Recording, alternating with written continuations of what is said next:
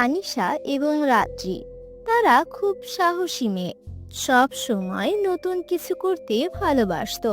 গ্রামের পাশেই ছিল একটি ঘন কালো জঙ্গল, যার নাম ছিল নিশিভূত জঙ্গল। লোকেরা বলতো ওই জঙ্গলে নাকি এক ভূত বসবাস করে। সন্ধ্যা নামলেই কেউ আর ওদিকে যেত না। কিন্তু ওই জঙ্গল দেখার জন্য তানিয়ার কৌতূহল ছিল অনেক।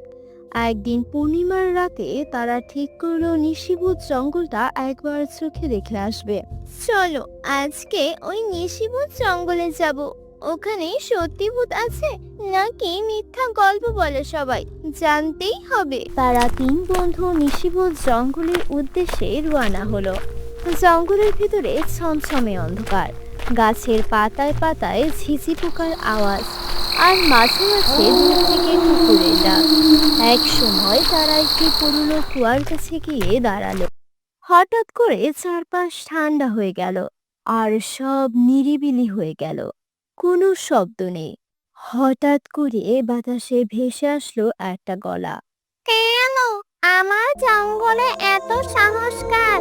আমি তার ঘাড় মটকাবো।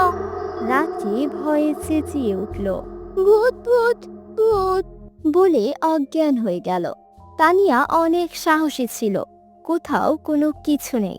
তখনই দেখা গেল একটা ডাইনি বুড়ি হঠাৎ করে সামনে এসে দাঁড়ালো। কে রে তোরা, কি করিস আমার জঙ্গলে? এই কথা শুনে তানিয়া ভয়ে ভয়ে বলল, সবাই বলে এখানে নাকি ভূত আছে, আমরা ভূত দেখতে এসেছিলাম। তুমি আমাদের ঘর মটকিও না, আমরা এই জঙ্গলে আর আসবো না। তোদের অনেক সাহস আছে, তোদেরকে কোনো কিচ্ছু করব না, তোরা ভয় পেস না। তুমি এই জঙ্গলে সবাইকে আসতে দাও না কেন? মানুষেরা যেন বন না কাটে, তাই তাদের ভয় দেখায়, সবাইকে দূরে রাখি।